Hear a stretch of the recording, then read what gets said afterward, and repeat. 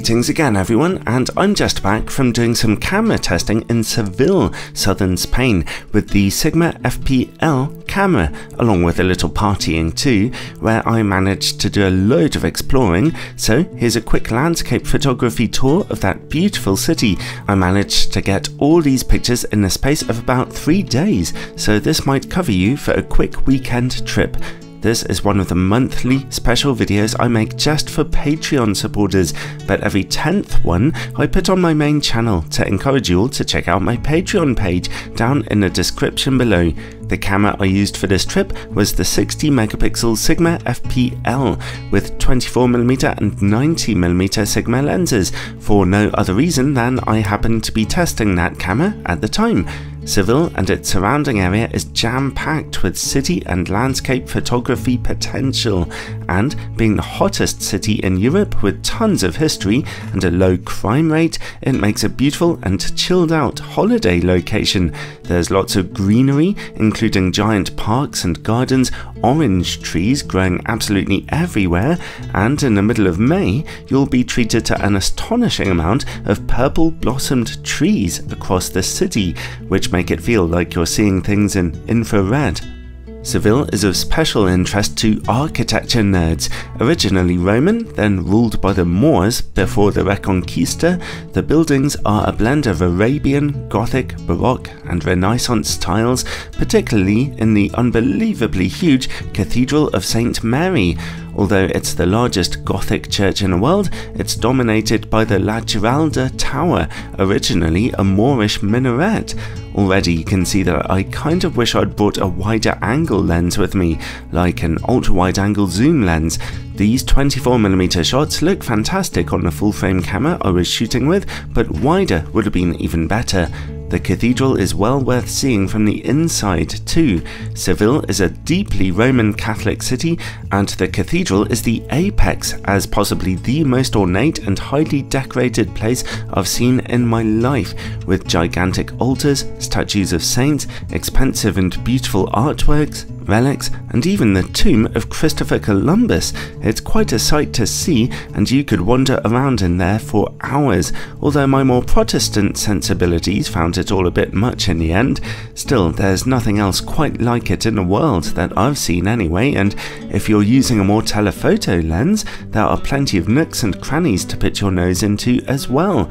But an ultra-wide angle lens would be incredibly useful here to get more of the architecture in, and to take pictures from in front of the crowds. Did I mention there's a lot of tourists in Seville? Unfortunately, this is the only church I had time to visit, but the city is very famous for others. This city is highly centralized, with a lot of the key sites very close to each other, and right next to the cathedral is the Real Alcazar Palace, with an amazing and unique Mudéjar style to its buildings. It was partially rebuilt this way after the Reconquista, and a number of scenes from Game of Thrones were even shot here. A great tip for shooting in Seville is to get to places like these as early in the morning as you can to avoid being swamped by tourists. The pictures from this place really speak for themselves, and it's also worth exploring the very large gardens with their stunning balconies.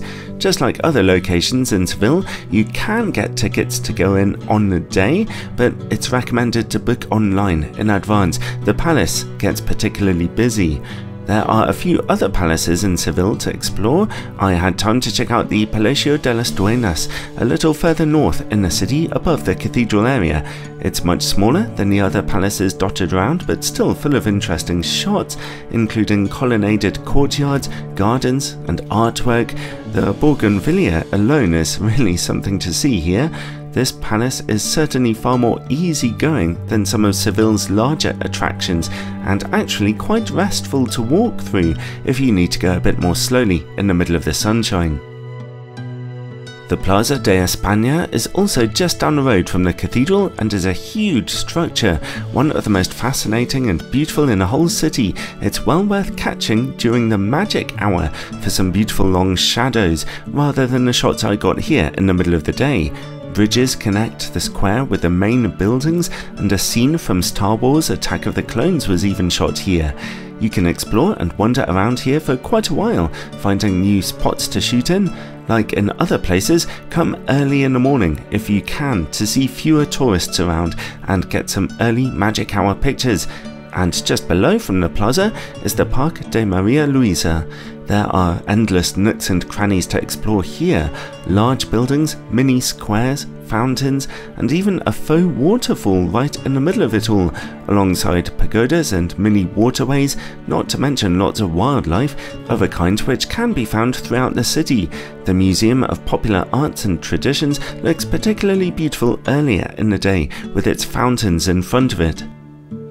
Let's move on to something a bit more modern. Completed in 2010, Las Setas, also known as the Metropolitan Parasol, is one of the largest wooden structures in the world, spanning nearly 500 feet and offering, from the top, fantastic views of the cityscape.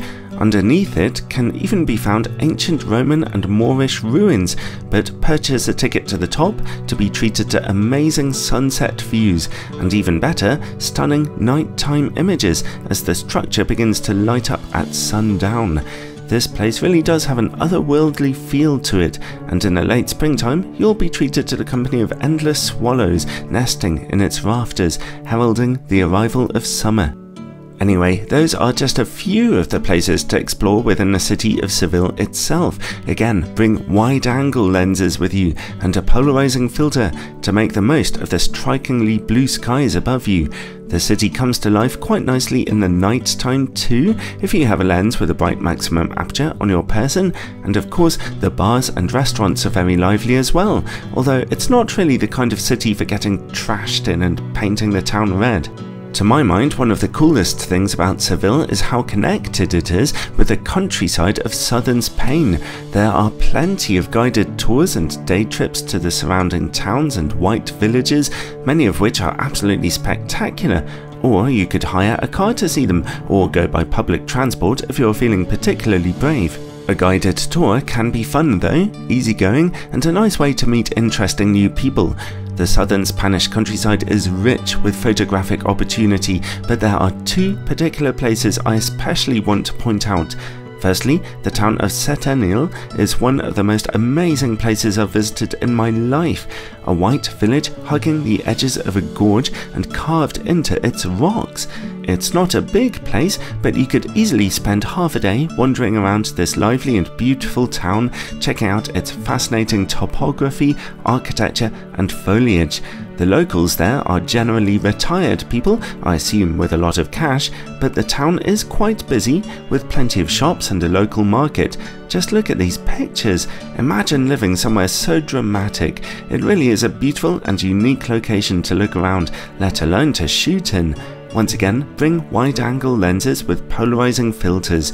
Occasionally, you might like to try a little HDR photography here to get the areas that are in shadow, but obviously don't overdo it. You still want your images to look natural.